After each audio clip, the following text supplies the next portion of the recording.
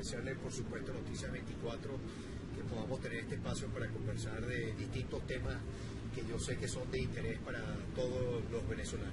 Bien, gobernador, lo primero, para también decirle a todas las personas que nos están observando en este momento, usted cuando viajó a Colombia dejó varios temas sobre la mesa, temas importantes que son los temas en los que hemos dividido todo lo que va a ser la entrevista. Vamos a comenzar, por supuesto, a través, con el primer punto, la agenda internacional. Yo creo que todos los venezolanos no solo se están preguntando, sino que muchos venezolanos, y así lo han hecho y lo han expresado a través de nuestro hashtag PreguntaN24HCR, están exigiendo saber qué fue lo que se habló específicamente con el presidente Juan Manuel Santos. Porque usted ya bien dijo que se han hablado temas de interés para ambos países, pero queremos saber los detalles. ¿Qué es lo que se habló en esa reunión? Bueno, varias cosas. En primer lugar, sobre el tema de UNASUR, el acuerdo que hubo.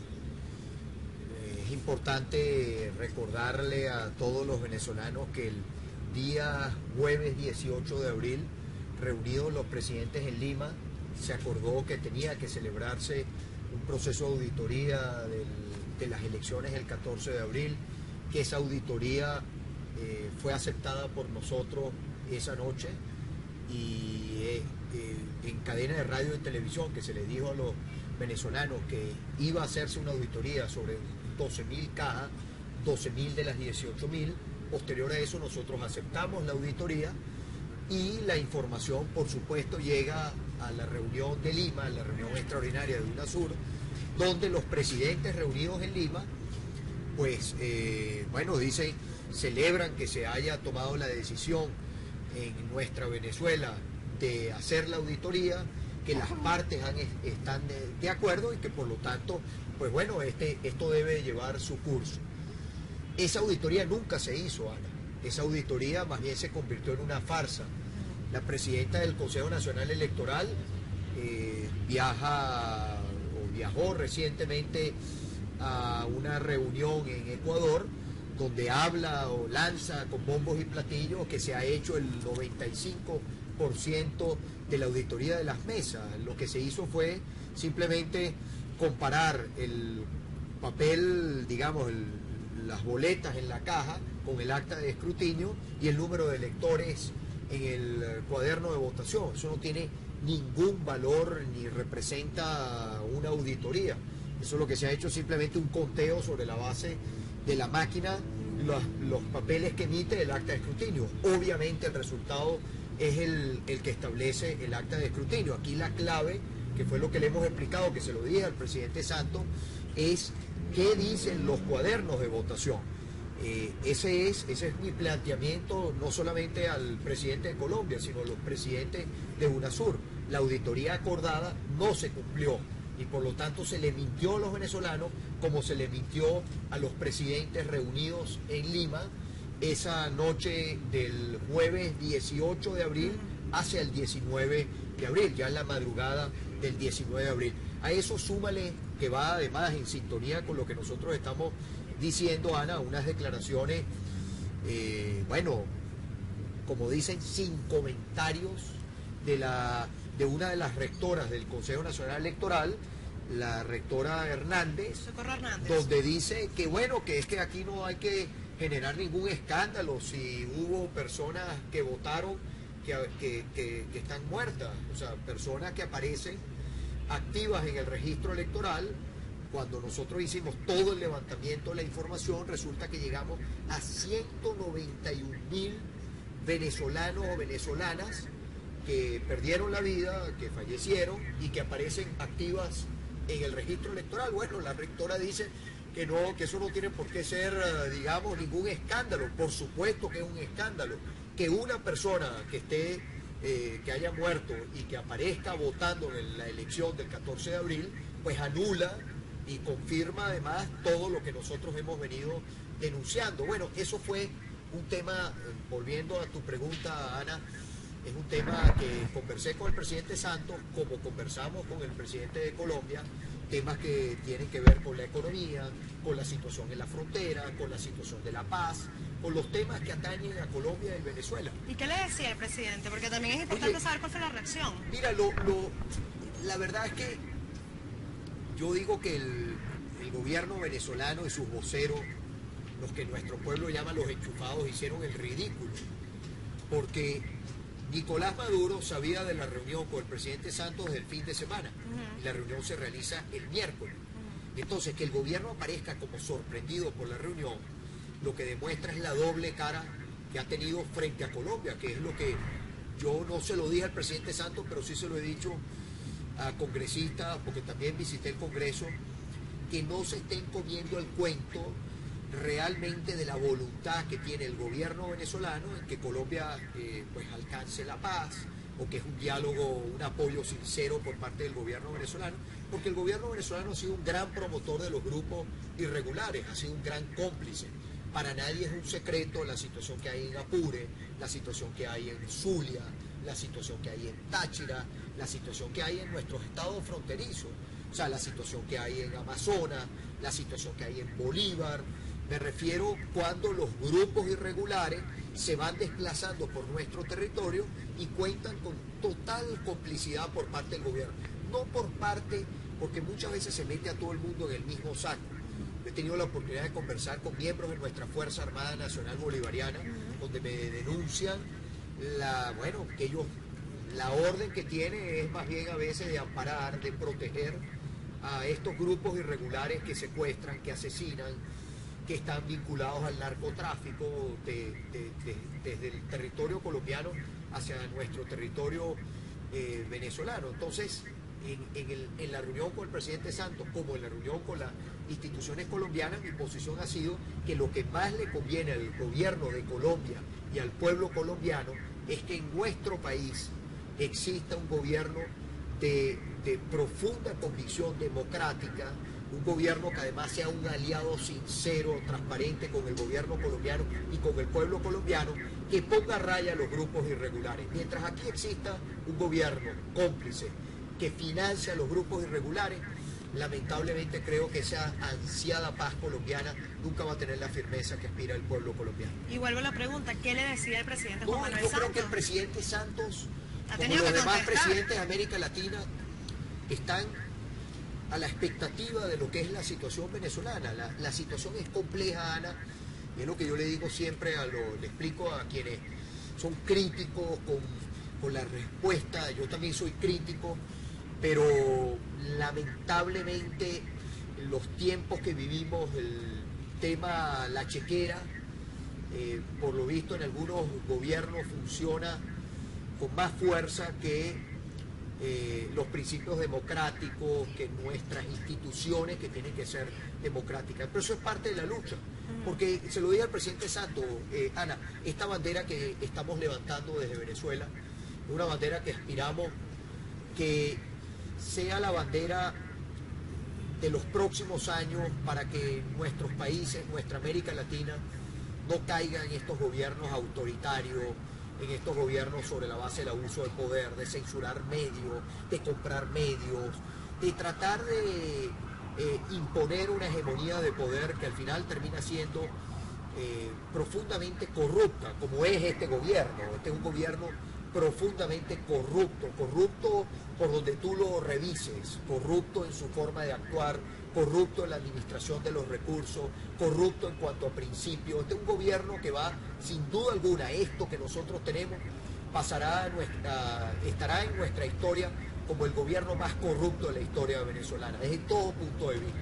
Y bueno, pretenden desde su perspectiva de la corrupción corromper también las relaciones internacionales y pretender secuestrar las relaciones internacionales. En Colombia hay instituciones, en otros países de nuestra América Latina hay instituciones. Esta gira continúa. No voy a decir cuál va a ser el próximo país, lo que sí me permito informarle al pueblo venezolano que la voz de millones de venezolanos, nosotros hoy somos la mayoría, y la mayoría que hoy nosotros representamos va a tener su voz en el mundo, en América Latina y en el mundo. Sobre este punto, varias cosas. La primera, cuando usted se dirigió a la entrevista con Juan Manuel Santos o a los próximos presidentes que visite o los países que visite, va con pruebas, porque sin duda una cosa es decir que aquí hay corrupción y otra cosa es presentarle con la prueba a la pruebas, persona. con pruebas a los medios, con pruebas digamos, pruebas que están además, ya han sido a través través de los medios ha sido de conocimiento general. El tema de los muertos, el tema de los homónimos, el tema de los centros donde hubo violencia, lo que fue el desarrollo del proceso del 14 de abril.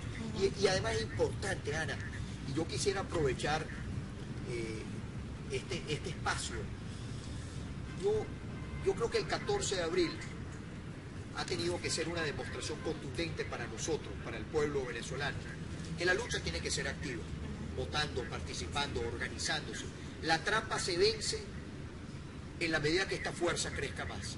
Si nosotros somos la mayoría hoy, pero esa mayoría logramos que sea el 60%, el 65%, el 70% del país. Yo le decía hoy a nuestro pueblo en una comunidad de la parroquia Simón Bolívar del municipio, digamos, del municipio Zamora, la parroquia Bolívar. Yo le decía allá en Araira, en la comunidad de Ceniza, que a nosotros no nos robaron la elección del 16 de diciembre, porque la diferencia frente al enchufado que nos mandaron para acá en Miranda, la diferencia era tan grande que no hubo forma con las triquiñuelas ni las trampas que nos quitaran la elección. Igual, cada elección que venga ha sido fortalecer nuestra organización, fortalecer el conocimiento, y en la medida que crezca la fuerza, que seamos más, los enchufados no van a poder hacer trampa.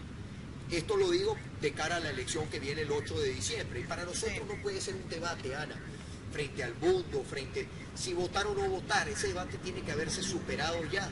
Ese debate, el no votar, no nos permitió llegar hasta acá. El votar nos permitió sentarnos aquí y decirle al mundo: aquí somos la mayoría, estamos peleando contra las trampas, vean todos los vicios del proceso, desenmascarar las instituciones, pero que esto sea la fuerza, la verdad, para que en los procesos electorales, porque nuestra lucha es democrática, nuestra lucha está en la Constitución, permita vencer desde la base de la participación y del tamaño de nuestra fuerza la trampa y todas esas pruebas que hemos mostrado que no vuelvan a ocurrir. O si trata de que ocurra la trampita por aquí o la triquiñuela, la fuerza es tan grande que derrota la trampa y la triquiñuela. Vamos, nos estamos adelantando como 6 temas, pero vamos... Ok, vamos paso a paso. Correcto, seguimos con la agenda internacional. ¿Qué pasó con Perú? Porque lo que se puede entender es que después del, vamos a decir, terremoto político que se desató tras su visita a Colombia, pues muchos rumores corrieron y de repente la visita a Perú sencillamente se desvaneció. ¿Ahí hubo presión? Para nada. ¿Qué fue lo que pasó? La visita a Perú ha sido postergada. No estaba prevista esta semana que yo saliera, no voy a decir, Ana, cuál va a ser el próximo país. ¿Qué sí le puedo decir yo a quienes de repente puedan estar viéndonos desde otros países? Que esta laraca no causó un terremoto. Es normal en un país democrático que el presidente de un país reciba al líder de otro país, esté o no esté en el gobierno, mucho más en esta coyuntura que vive nuestro país. No hay país en América Latina que esté en una situación como la nuestra, no solamente desde el punto de vista político, desde el punto de vista económico. Venezuela ahorita, nuestro país está pues en los últimos lugares en materia económica, en lo que es crecimiento económico, inflación, toda digamos, la situación de la economía. Entonces es normal que en un país democrático se reciba el líder de otro país, el líder de la alternativa democrática, el líder de la mayoría del pueblo venezolano. El gobierno trató con esa ridiculez, con esa laraca que montó, sin duda alguna de tratar de con eso generar un ruido para generar obstáculos en nuestras visitas a otros países de América Latina. Yo tengo confianza en otros gobiernos de América Latina, en su convicción democrática, en su compromiso con los pueblos y en su compromiso con las instituciones democráticas, e iremos a esos otros países. Lo de Perú se ha postergado, iremos a Perú. La fecha en la que iremos la anunciaremos oportunamente, pero va a ser mucho por el, digamos, factor sorpresa.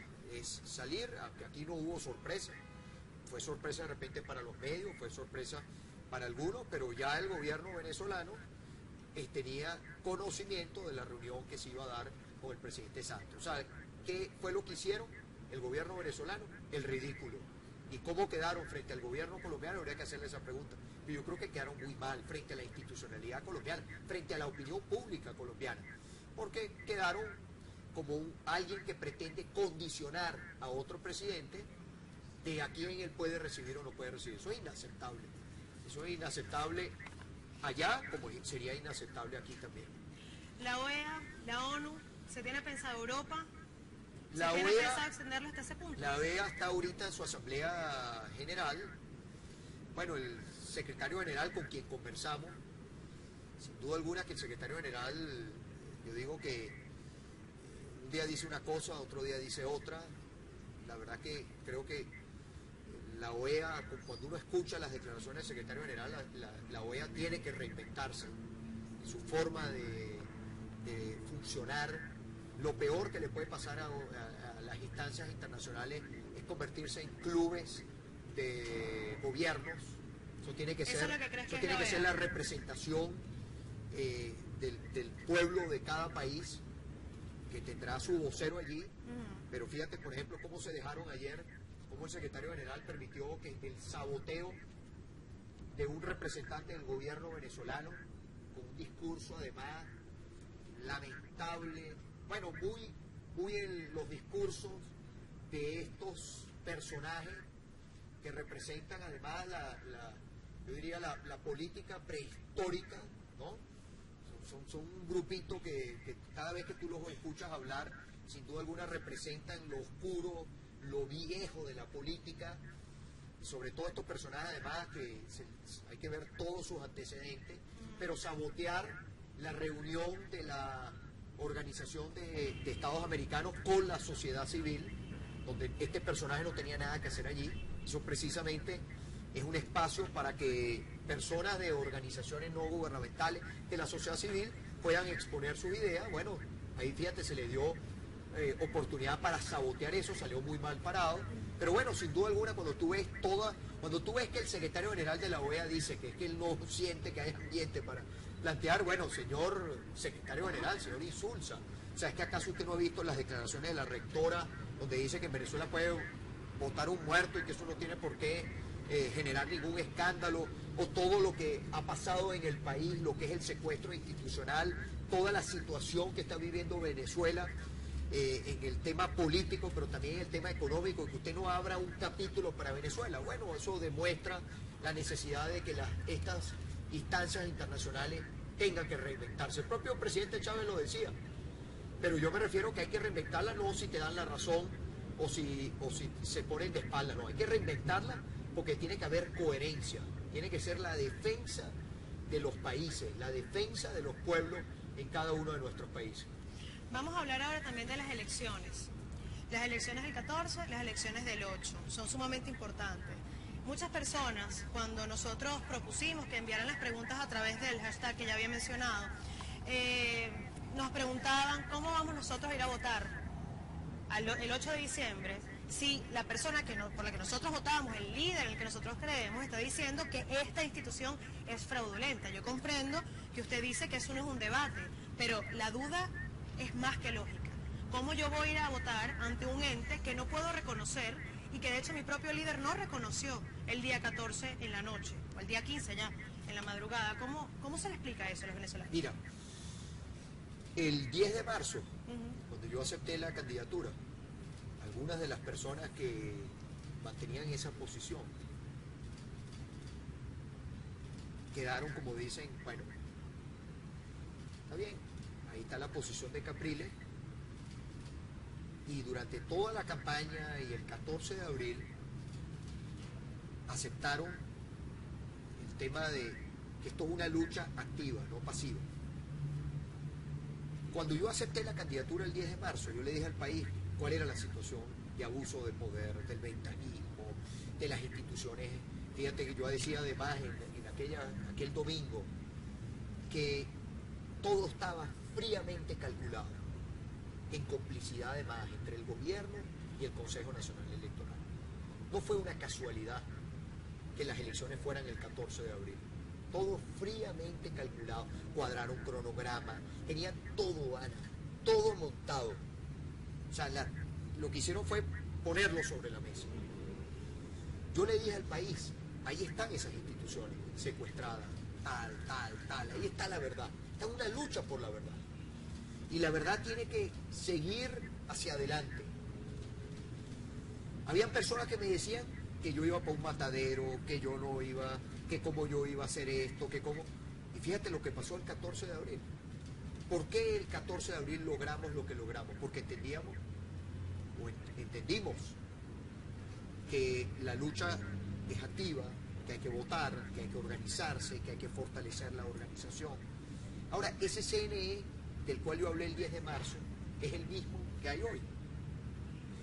O sea, lo que quiero decir, y será el mismo de diciembre, porque lo que nosotros tenemos los venezolanos, que estamos construyendo un cambio en el país, que las instituciones las secuestraron, que las instituciones las tiene un partido político, y que la forma de que esas instituciones cambien es que nosotros elijamos una nueva Asamblea Nacional, que va a ser en el 2015, que nosotros elijamos nuevos alcaldes, que nosotros tengamos un piso político lo suficientemente sólido para que ese piso genere todos los cambios que el país aspira, para que las instituciones sean independientes, equilibradas e imparciales. Nosotros tenemos que entender que la lucha que hemos planteado no es pedirle al CNE que nos dé esto o aquello, porque ya sabemos lo que hay. Ahora, eso que hay, ¿cómo lo cambias? ¿Cómo creo yo que se debe cambiar? Sobre la base de organización, participación, defensa de la voluntad de nuestro pueblo y construir una fuerza lo suficientemente grande que ninguna trampita, ninguna triquiñuela tuerza el resultado. Eso lo podemos hacer. Lo hicimos el 14 de abril. Nos faltó todavía que la fuerza fuera más grande y esa es la que está creciendo todos los días. El señor Maduro todos los días va para abajo, todos los días se hunde. Es un gobierno que por donde yo te lo decía, profundamente corrupto y no solamente profundamente corrupto, ineficiente, incapaz. No haya cómo darle respuesta a ningún problema de los venezolanos. ¿Qué hace eso? Que cada día la alternativa crezca, que cada día el cambio se fortalezca. Entonces, yo le pido a la gente un voto de confianza, porque el 10 de marzo, Ana, volviendo, yo es importante, porque esto fue un cambio, el país cambió el 14 de abril. El 10 de marzo, yo recibía probablemente de aquí mismo, de la misma gente, colaboradores cercanos. Oye, tú deberías guardarte, preservarte, tú deberías esperar una oportunidad más adelante, te vas a quemar, Capriles, ahí no hay ningún chance. Yo le dije, un momentico, el chance es el pueblo venezolano, vamos a luchar, tenemos que luchar por esa madre, lo dije en esas palabras, la madre,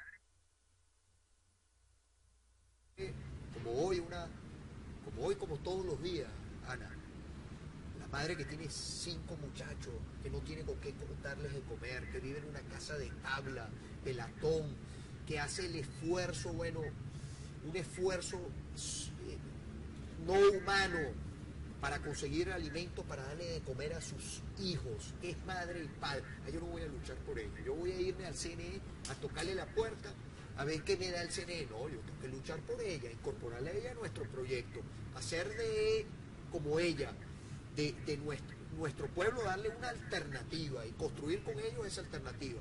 Bueno, eso fue lo que yo planteé el 10 de marzo, e irrumpimos el 10 de marzo, y un mes después, ¿qué pasó? Que casi 1 millón de venezolanos que habían votado el 7 de octubre por el presidente Chávez votaron por Capriles.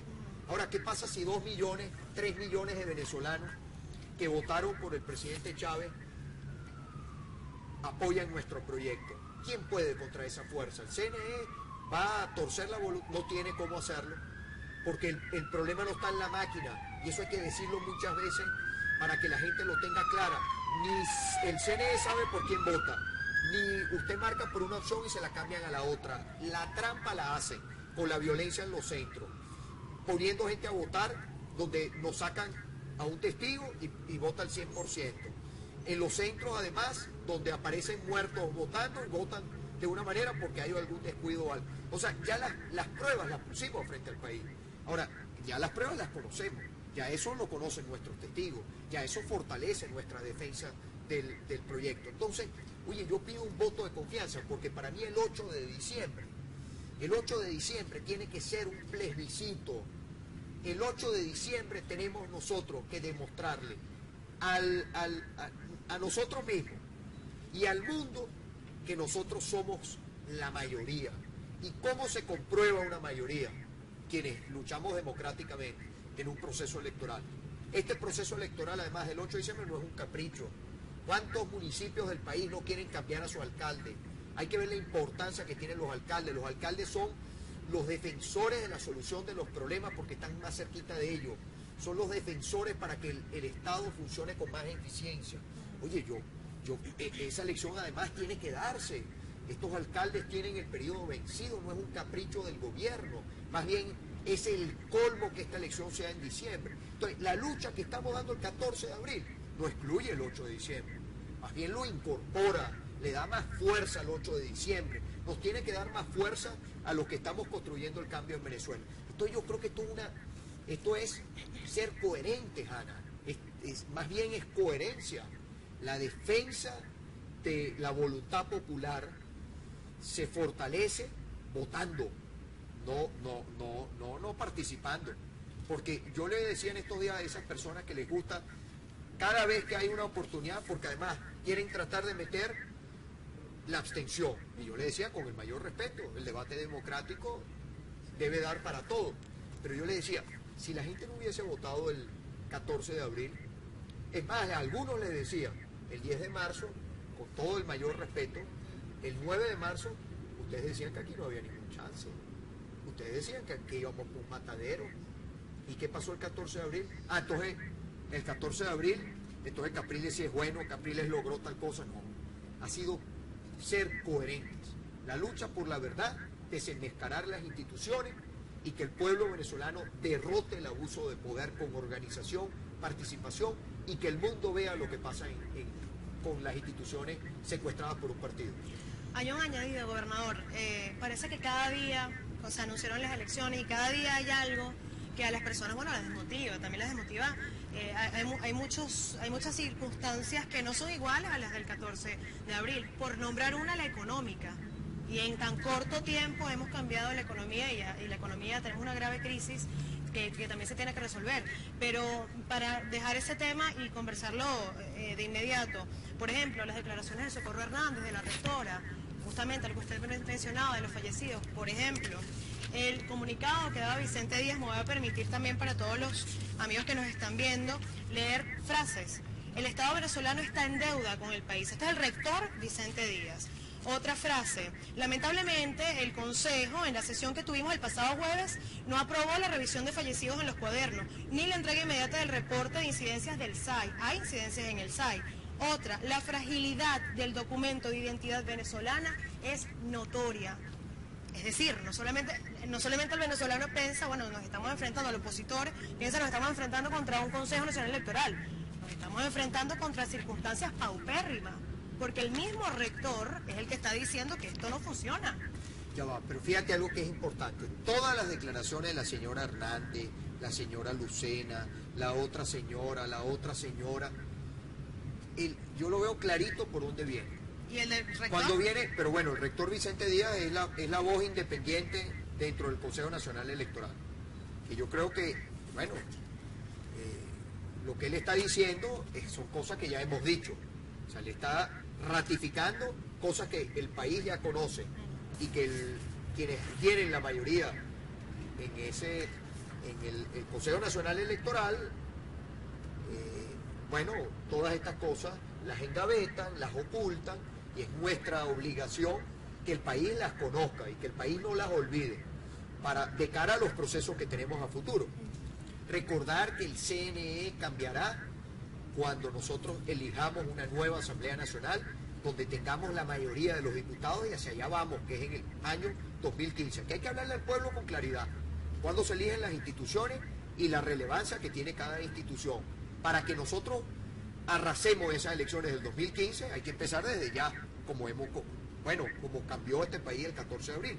Continuar haciendo que crezca la fuerza del cambio, de la alternativa, de la unidad que estamos construyendo. Ahora, estas declaraciones de las rectoras que buscan que la gente diga, se escandalice, como en efecto el país se escandaliza, pero yo digo, el escándalo para que sea más burdo, para que eso dé más motivos para luchar. Ellos, su objetivo es que el escándalo genere, digamos, una pasividad en la alternativa, en la unidad. Que la gente diga, bueno, mire esa barbaridad, esos son los rectores, con eso vamos a ir a votar. Yo digo, es que con eso y con lo que haya, porque cuando la fuerza de aquí, del pueblo, es tan grande, ellos podrán decir lo que les dé la gana, porque si quieren, claro, si quieren dar un golpe de Estado, ahí ya estamos hablando en otro escenario. Si ellos pretenden, digamos, que el problema sea que el CNE recibe un resultado y anuncia otro, bueno, ahí es un golpe de Estado por la calle del medio. Ahí sería, digamos, ya no son ahí las tramposerías que hacen en el desarrollo del proceso, sino eso sería tener un resultado y decir otro, ¿no? Ok, si ese escenario, digamos, ellos pueden querer hacerlo, el pueblo venezolano los va a acompañar. Bueno, yo creo que no, yo creo que ese es el gran tema, porque por eso creo que no lo han hecho además. Pero volviendo al punto, todo eso va para generar pasividad en la unidad, para que la gente diga, yo así no voto. Yo creo que más bien todos los abusos hay que ponerlos en conocimiento, porque el abuso genera, bueno, esa rabia en nuestro pueblo que dice entonces, bueno, yo voy a pasarles la factura votando, yo no me calo más estos abusos de poder, vienen las elecciones y en las elecciones yo voy a votar por el cambio y por la alternativa, que hace que la fuerza nuestra crezca. Yo creo que eso, nosotros estamos siendo coherentes con nuestra posición, y nuestra posición es abrazarnos a la verdad y con la verdad ir construyendo el camino. Y los abusos, los atropellos, decirlo, para que eso signifique más motivación para ir a votar, más sentido de la lucha, más sentido de la dificultad de la lucha y la claridad, que la gente tenga clara. Yo nunca le dije a la gente que para el 14 de abril iba a ser fácil, que el CNE nos iba a dar espacio equilibrado, que el CNE nos iba a defender. Yo dije, esto es una lucha, esto es una cruzada por la verdad y contra la adversidad. Y mira dónde llegamos. Y los más pesimistas quedaron sorprendidos.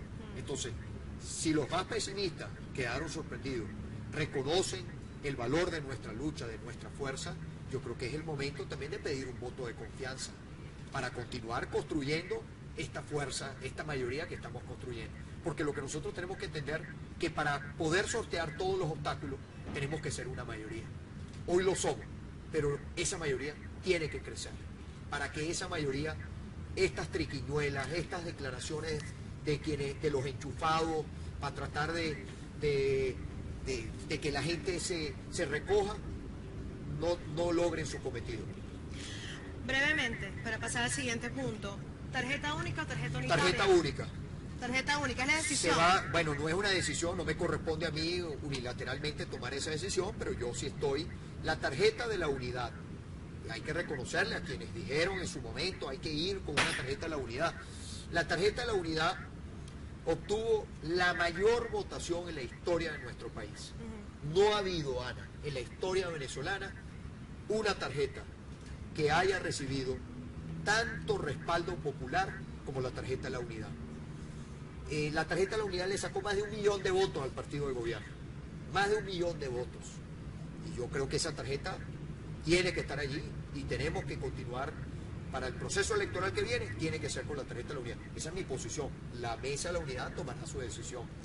Otra cosa, brevemente. Nosotros aquí no hay caudillo. Capriles no es un caudillo que toma las decisiones. Pero es su recomendación. Es mi opinión. Es la opinión. Es la opinión y creo que es la opinión de muchos otros también. Bien. Ahora, brevemente, ¿estamos dispuestos a recorrer nuevamente Venezuela levantándole el brazo al candidato Yo a no este voy alcalde? a dejar los enchufados. Porque ese es un problema de la gobernación. Mira, este gobierno no tiene ninguna autoridad moral. O sea, el grupito de los enchufados que se les caracteriza por ser reposeros, porque no trabajan, porque se la pasan viajando, no tienen ninguna autoridad moral de venir a decirnos a nosotros nada. Yo le dije al país, y el pueblo de Miranda lo sabe, Ellos están en Miranda. El problema de Miranda es que tenemos que cargar con tenemos unos bacalaos del lado del gobierno, que son además los eternos despechados. O sea, bueno, lamentablemente para los que vivimos en Miranda, tenemos que cargar ahorita un enchufado que además le tratan de poner reales, recursos, creyendo que con eso nos va a sacar de Miranda. El pueblo mirandino habló con claridad, el 16 de diciembre habló con claridad, el 14 de abril. Este servidor aquí, y con toda la palabra de agradecimiento, recibió la votación más alta que ha habido en la historia del Estado Miranda. Es decir, el pueblo de Miranda está consciente de la responsabilidad que tiene nuestro liderazgo frente al futuro de Miranda y frente al futuro de nuestro problema, nuestra Venezuela, frente a hacerle frente a toda esta situación. Es decir, que el pueblo de Miranda nos acompaña. El pueblo de Miranda está clara de nuestra responsabilidad histórica. Entonces yo le dije al país, ni al pueblo de Miranda lo voy a dejar solo, ni voy a dejar solo al pueblo de Bolívar, al pueblo de Anzoátegui, al pueblo de Apure, al pueblo de Guárico, al pueblo del Zulia, de Falcón, de Cogede, de Sucre, de Nueva Esparta, de Barinas, de Amazonas, de Lara, de todos los estados de Portuguesa, de todos los estados del país, lo que quiere decir que de cara al 8 de diciembre, si la Mesa de la Unidad, digamos, me da esa oportunidad, la unidad, yo quisiera ser el jefe de la campaña electoral de nuestros candidatos a alcaldes de la unidad. Los 335 candidatas y candidatos a alcaldes y alcaldesas que yo quisiera, y me les pongo a total orden para acompañarnos en esta lucha, porque el 8 de diciembre tiene que ser una elección nacional. ¿Por qué yo digo que tiene que ser una elección nacional? Ana, porque yo siempre le he hablado con claridad a la gente. Nosotros fuimos al Tribunal Supremo. El Tribunal Supremo puede resolver la crisis política y convocar a un nuevo proceso electoral presidencial. Pero bueno, fíjate, ha pasado más de un mes, Tribunal Justicia tardía, Tribunal Supremo, por lo visto la escasez también llegó allí, justicia no hay, como decía en estos días Ali, la escasez también llegó al Tribunal Supremo, no solamente escasez de alimentos, sino también escasez de justicia en nuestro país. Bueno, y ese es un tribunal que de acuerdo a lo que hemos visto, los antecedentes de cada uno de los que está allí por tomar la decisión, responden a los intereses del partido de gobierno. Si ellos quisieran quedar frente a la historia, como digamos, ver este momento histórico que estamos viviendo, deberían administrar justicia y convocar a un nuevo proceso electoral sobre la base de todas las pruebas que han sido presentadas. Sin embargo, si no lo hacen, quiere decir que no estarían admitiendo el recurso, nos tocará ir a la instancia internacional y eso significa que no vamos a tener una elección en el corto plazo, la elección por la que estamos luchando por la verdad. Me refiero presidencial. Correcto. Pero la del 8 de diciembre puede ser otra elección nacional, convertirla nosotros en otra elección nacional, para demostrar no solamente que somos mayoría, sino demostrarle al mundo que toda nuestra lucha, todo lo que nosotros estamos diciendo, ahí está el resultado. O sea, es ratificar algo por lo que estamos luchando, que se cuenta y se mide en un proceso electoral. Bien, amigos de Noticias 24, nosotros estamos un poco sobre el tiempo, pero hay temas que no podemos dejar y, gobernador, es que las personas nos están bombardeando preguntas. Todas estas preguntas también tienen a propósito que ver con nuestro hashtag pregunta N24HCR. Todas estas son las inquietudes de las personas a las que les dijimos. Enrique Capriles va a hablar hoy en vivo, porque además usted había hecho una denuncia de que uno de los canales que fue comprado, pues no quería sacarlo en vivo. Entonces, perdón que haga ahí. El problema no es si Capriles sale o no sale en vivo. Y mi cuestionamiento no ha estado sobre eso. El tema es que la información que nosotros manejamos es que la orden que se ha dado de un canal de noticias es que la oposición completa o la unidad, hay una instrucción de que no, digamos, no exista inmediatez en las informaciones que quieren dar. Bueno, el dueño de un canal está en su derecho de decidir si le quiere dar o no le quiere dar inmediatez. Pero la audiencia, que para mí es el activo más importante que tiene cualquier canal de televisión, tiene el derecho de saber esto. Claro. Entonces, no es una queja, es que la audiencia sepa lo que está pasando, porque la audiencia tiene el derecho de saber qué está pasando. Ese es uno Entonces, de los si temas. no va a haber el en vivo, nosotros buscaremos otras alternativas, porque lo lógico es que un canal de noticias transmita en vivo, porque bueno, un canal de noticias La información más relevante. es la información que se está dando en el momento, información de carácter importante para el país. Cuando te dicen que es que no, que una parte del país lo van a vetar, la audiencia tiene que saberlo. Y ya buscaremos nosotros mecanismos alternos para que nuestro pueblo pueda, en la forma inmediata, conocer todas las informaciones que nosotros tengamos que dar. Porque parte de la estrategia que tienen los que están en el gobierno es hacer invisible. Porque no solamente es un canal de noticias. Aquí se ha desatado, y creo que son otros más. El gobierno está utilizando sus testaferros o sus relacionados para ir comprando medios de comunicación. Porque ellos, los del gobierno, que controlan prácticamente, la mayor cantidad de canales de televisión, emisoras de radio, están en manos del gobierno, no para transmitir información balanceada ni equilibrada, sino la convirtieron en un aparato de propaganda. Ellos se dieron cuenta que el impacto de utilizar a Conatel como censurar a los medios, tiene un costo político a lo interno y tiene un costo muy grande a lo externo, porque demuestra cómo las libertades, cómo la democracia, nuestra democracia, se sigue deteriorando. Entonces ellos, la brillante idea, como hay tanta corrupción, porque este es el gobierno de la corrupción, entonces ellos se les ocurrió la idea de utilizar su dinero de la corrupción y empezar a comprar medios. Entonces, a los ojos del país y a los ojos del mundo, son medios que los compró alguien y entonces, se empezaron a desaparecer las noticias, se empezó a desaparecer la crítica. Vivimos en el país donde no hay problemas de ningún tipo.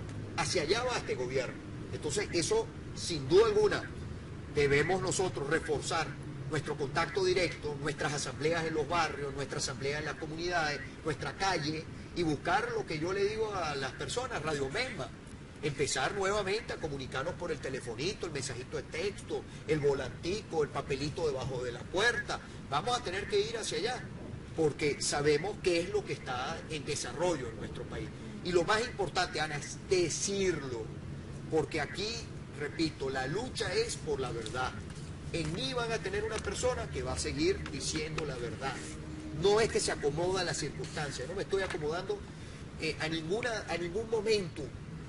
Es decir la verdad, porque además el que está tratando también, y eso es algo importante que el país lo conozca, que el gobierno está también tratando de seleccionar cuál es la oposición con la que ellos quieren conversar. ¿Quién es para ellos la oposición? Ellos están yendo a ver, tirando cartas a ver quién la agarra.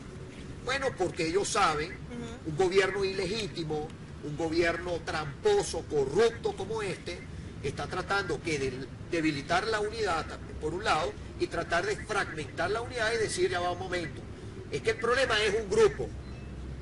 Porque fíjate, yo me entiendo con sectores de oposición. Eso es lo que también el gobierno está comprando medios y también está tratando de comprar una oposición, que no lo va a lograr.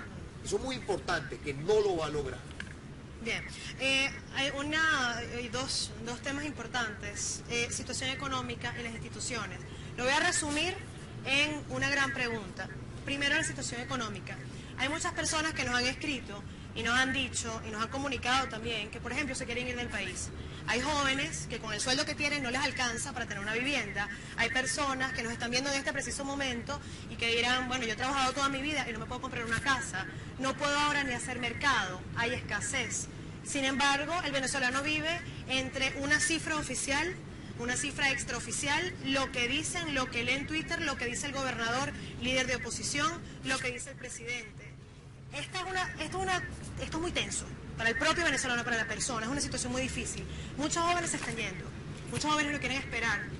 Y además también se puede, y los economistas lo hacían cuando vino la devaluación, que esta evaluación no era suficiente, que puede que haya una segunda. Moviéndonos en ese hipotético caso de una segunda devaluación y con esta realidad que usted, yo y todas las personas que están viendo, independientemente de que sean chavistas, opositores, viven todos los días, ¿cuál es su mensaje para las personas que ahora mismo están diciendo, yo quisiera votar, me quisiera quedar, pero mira, yo aquí no estoy? Bueno, la situación es sumamente grave. Sí. Tiene como responsable a quien dicta la política económica. La inflación no es culpa del pueblo. La inflación no es culpa de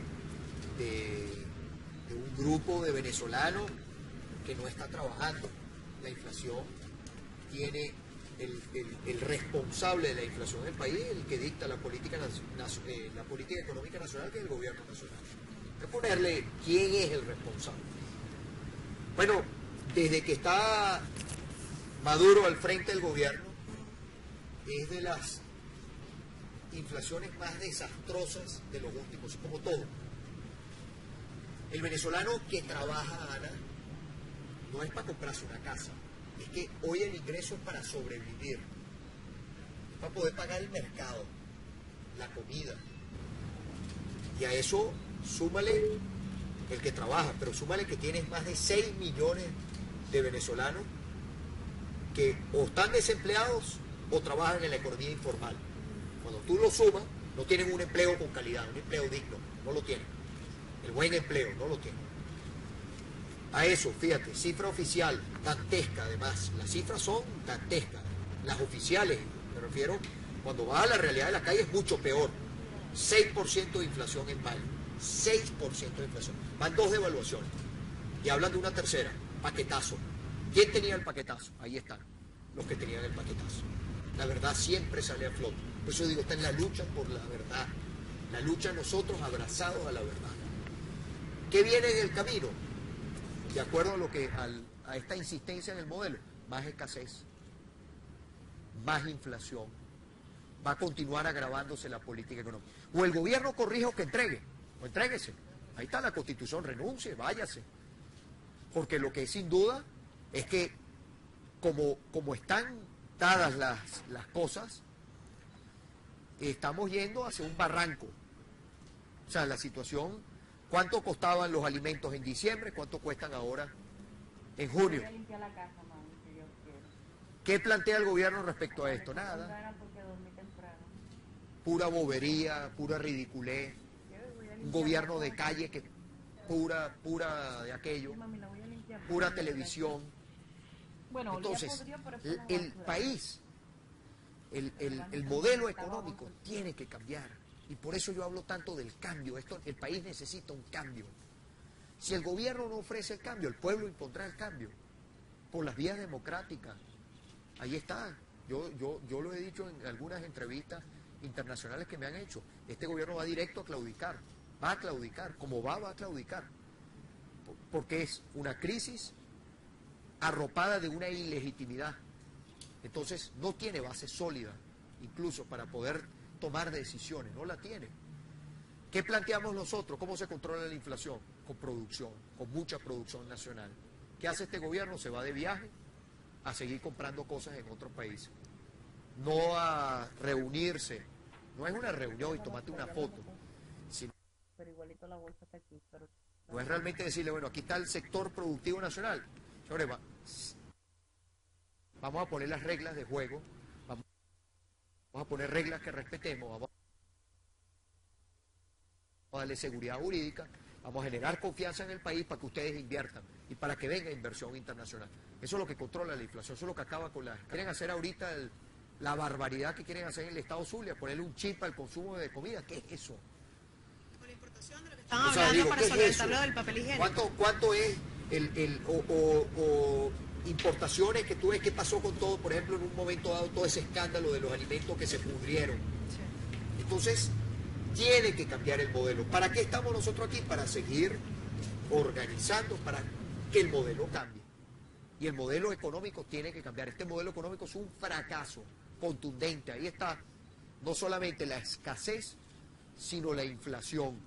La inflación que es perversa, la inflación que castiga al más pobre, a ese que le pega con fuerza la inflación. Entonces la fuga de talento, por supuesto que tiene que preocuparnos, al país tiene que preocuparle, porque fuga de talento significa que las oportunidades o el desarrollo de las capacidades las perdemos, se van a otros países, se van a hacer vida en otros países y a generarle bienestar y progreso a otros países, y nosotros lo necesitamos en Venezuela. Bien, ya para finalizar, gobernador, muchísimas gracias de verdad por la entrevista. Amigos de Noticias 24, por supuesto que les llega esta señal a través de Capriles TV, la primera de varias, me imagino, ¿no? Bueno, vamos a ver cómo funcionamos, pero que sea esto una experiencia interesante. La idea es que podamos masificar esto que estamos haciendo ahorita, porque sabemos que la mayor parte de nuestro pueblo no tiene acceso a Internet, y al no tener acceso a Internet, pues se nos dificulta poder tener, pero ya veremos cómo hacemos. De repente ponemos Internet colectivos en nuestros barrios, ahí vemos. Sería justo y necesario también. Lo que sí estamos seguros que esto puede ser una gran alternativa para llevarle la información en tiempo real, no diferida, no editada, sino en tiempo real a nuestro pueblo, y aprovechar además para dar orientación, porque creo que el país necesita que la orientación sea permanente, la orientación hacia dónde va esta lucha. Esta es la lucha por el futuro y por el progreso, que vamos a alcanzar, que nadie tenga ninguna duda que lo vamos a alcanzar. Gobernador, necesito que sea concreto, muy breve, okay. Concreto en esto, no breve, concreto. El audio de Mario Silva, el audio que hace una semana sacudió al país. Esto es importantísimo porque usted ha hablado de esto de forma muy tenue, vamos a decirlo así. Brevemente, ¿usted considera que es cierto, que es falso? ¿Considera que deberían presentarse las pruebas que se están pidiendo? ¿Qué debe pasar en el país entonces si esto fuese cierto? Y sobre todo, y lo más importante, ¿por qué la oposición divide en dos una información tan importante que dicen ellos es cierta? ¿Por qué no se nos presenta al país la verdad que ustedes mismos están presentando? ¿Y por qué todavía no ha pasado? Es decir, esto es una estrategia, porque mantener hasta el país en vilo tampoco, bueno, no creo yo que sea recomendable, muchísimo menos en este momento. Mira, creo que es muy importante, no es que la oposición lo dividió en dos, es que la información llegó en una parte y se está esperando la segunda parte. No se tiene aún. Bueno, yo no soy el vocero para dar esa información la están manejando nuestros diputados, y creo que, digamos, les corresponde a ellos ventilar todos los detalles, pero digamos, aclaro ese tema porque tengo conocimiento de él. Nada contradice, y sobre todo si hemos escuchado a estos connotados oficialistas decir que esos son chismes de otros connotados oficialistas, bueno, demuestra no solamente la veracidad, sino la gravedad de ese audio. Ese audio lo que hizo fue descarnar la realidad de este gobierno, dicho por algunos mismos. El propio ministro Giordani dijo en una oportunidad, que por cierto ha estado en un muy bajísimo perfil, nadie sabe dónde está el ministro Giordani, ¿no? Parece que como que le apagaron el radio, pues, o sea, como que le bajaron el volumen al ministro Giordani, porque el propio ministro Giordani reconocía de una situación de dantesca corrupción en el control cambiario. Se habló de 25.000 millones de dólares. Ahí tienes tú a este connotado oficialista hablando de todos los negocios que se hacen detrás del control de cambio. Bueno, de todos los negocios que se hacen con la deuda, de todos los negocios que se hacen desde la Tesorería Nacional. El país tiene que conocer estas cosas, cómo se han hecho millones de dólares de quienes han pasado por la Tesorería Nacional, ¿no? Las instituciones investigan, ¿dónde está la Fiscalía? ¿Dónde están los tribunales? Estas son las cosas, Ana, que van a seguir saliendo a flote, y lo que hacen es confirmar que no solamente en Venezuela tenemos una grave crisis económica, sino además hay una grave crisis moral. Este gobierno llegó con la bandera de la anticorrupción, con la bandera de que el país no aguantaba más corrupción. Bueno, fíjate, estos que están allí probablemente pasarán a ser los más corruptos en la historia de nuestro país. Yo creo que ese audio debe escucharse y retumbar especialmente en el lado del partido oficial, porque este oficialista era pues considerado por muchos oficialistas como una fuente de información muy importante, como una referencia, incluso utilizado por el propio presidente Chávez. Sí. Ese programa era el que utilizaba el presidente Chávez para dar declaraciones. Muchas veces habían muchas personas que decían que el presidente Chávez se expresaba a través de este personaje, y ahí están todas las denuncias.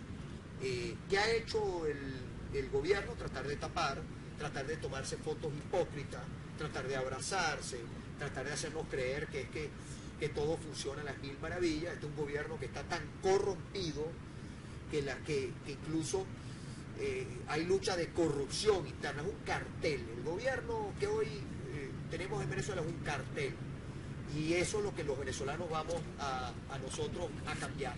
Eso es lo que tiene que salir de nuestro país, para que venga un gobierno que gobierne para todo el pueblo venezolano, con transparencia, con honestidad, con eficiencia, que le permita al pueblo venezolano decir: Venezuela, nuestro país que tiene tantos recursos, nos da la vida que merecemos. Y esa es nuestra lucha. Que por cierto son 3 meses mañana.